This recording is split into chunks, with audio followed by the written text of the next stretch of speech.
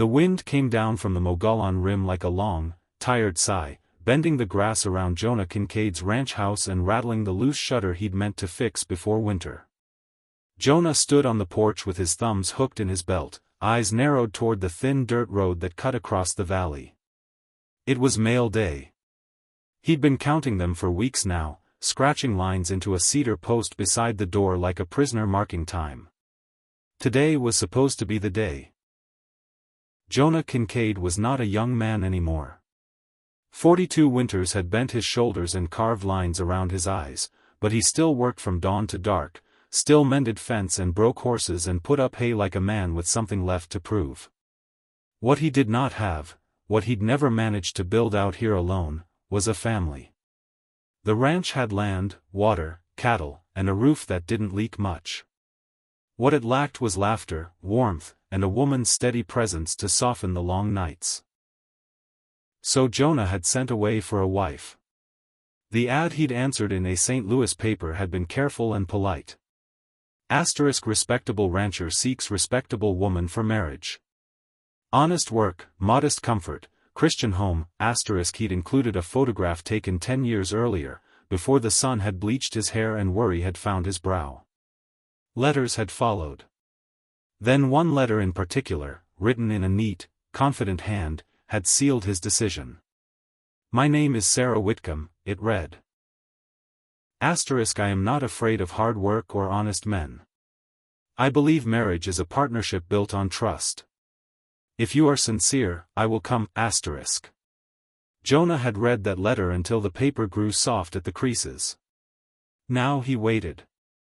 The dust plume appeared just after noon, curling above the road like smoke. Jonah's heart thudded hard enough to make him cough. He stepped down from the porch, smoothed his shirt, and pulled his hat lower against the sun. The stagecoach rolled closer, leather creaking, horses snorting. Jonah could see the driver's red bandana and the dark shape of a single passenger beside him. One passenger.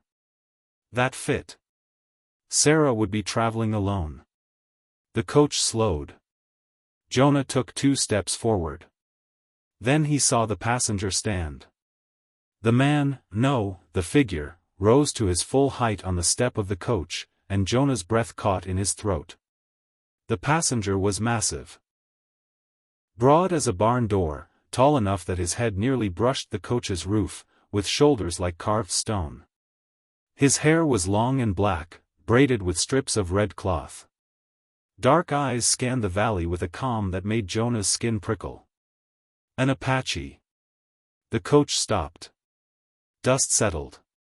The driver glanced down at Jonah, puzzled. "You Jonah Kincaid?" the driver asked. Jonah swallowed. "I am." The Apache stepped down from the coach with the easy grace of a man who feared nothing the ground could do to him. He carried a single bundle slung over one shoulder. No weapons showed, but something about him suggested he didn't need any.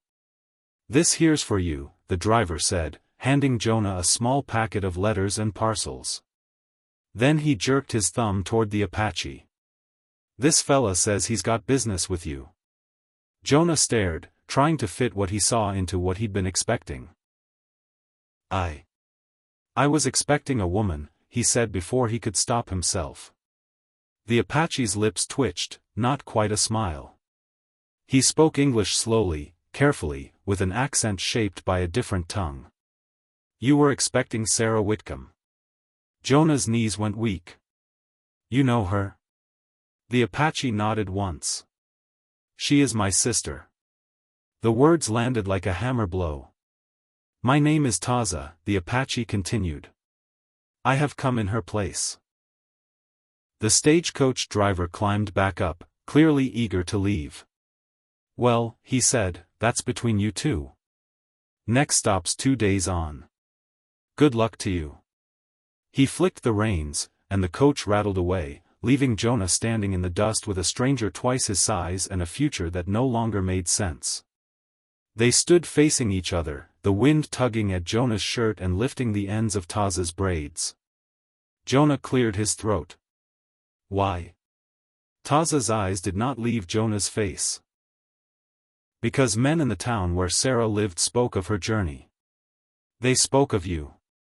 Some spoke kindly. Some did not. His voice hardened. And because she is afraid. Jonah bristled. Afraid of me? Afraid of the land, Taza said.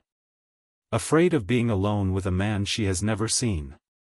Afraid of what happens to women who travel too far without protection. Jonah felt heat rise in his chest, a mix of shame and indignation. I would never harm her.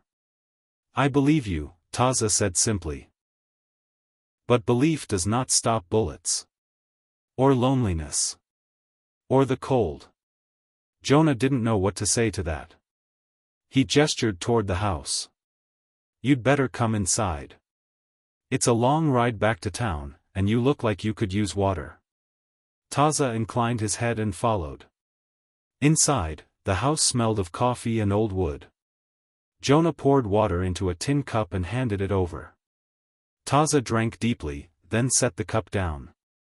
You sent for a wife, Taza said. Why? Jonah leaned against the table. Because a man shouldn't grow old alone. Because this land, it eats at you if you let it. I thought I could offer a good life to a woman who wanted it. And Sarah believed you, Taza said.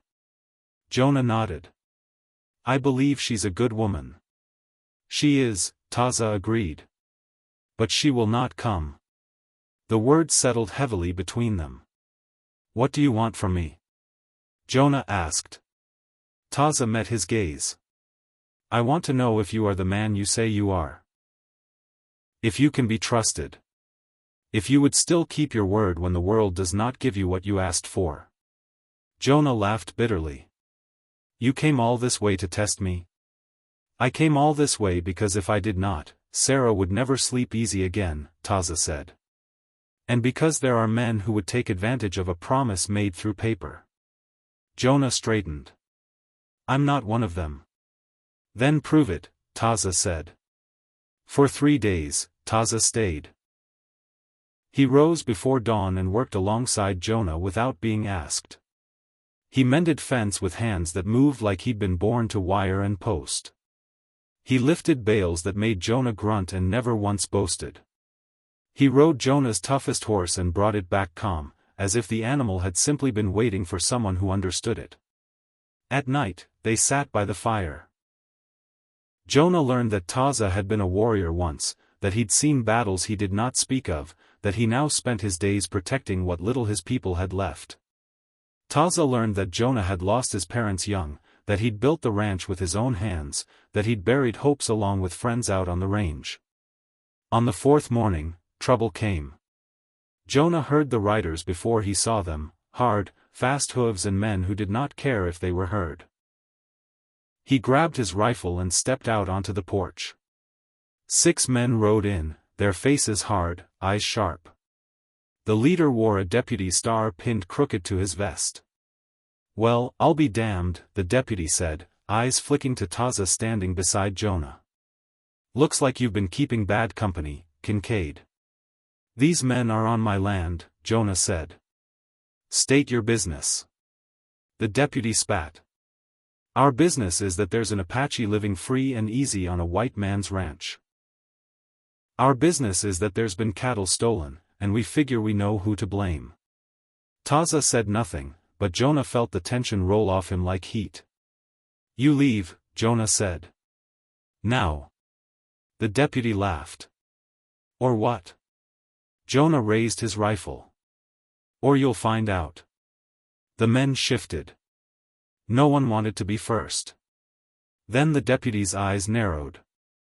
You know, Kincaid, we had word you were waiting on a woman. Thought maybe you'd finally gone soft. He smiled cruelly. Instead you get this. Taza stepped forward.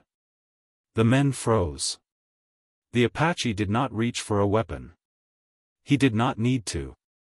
He simply stood there, unmovable, and spoke. You are not welcome here, Taza said. Leave. Something in his voice made even the deputy hesitate. But pride won. He reached for his gun. The next moments blurred. Jonah fired once, a warning shot into the dirt. Taza moved faster than Jonah thought possible, knocking the deputy's arm aside and sending the gun flying. Chaos erupted. Horses reared. Men shouted. In the end, the deputy lay in the dust, winded and humiliated, his men pulling him back into the saddle. "This isn't over," the deputy snarled as they retreated. Jonah stood shaking, the rifle heavy in his hands. Taza turned to him. "You chose." Jonah met his gaze. "I did." That night, Taza packed his bundle. "It is time I go," he said. Jonah felt an unexpected ache. "Will you tell Sarah?" "I will tell her you are a man who keeps his word," Taza said. "I will tell her you stood when it would have been easier to step aside." Jonah nodded. "And if she still doesn't come?"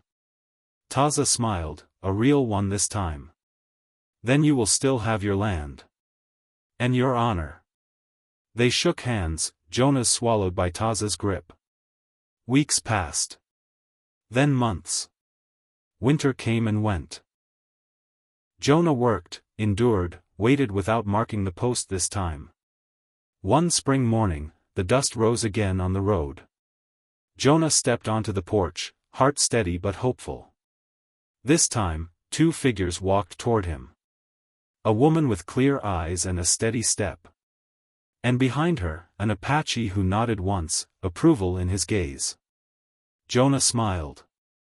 The land, at last, felt less empty.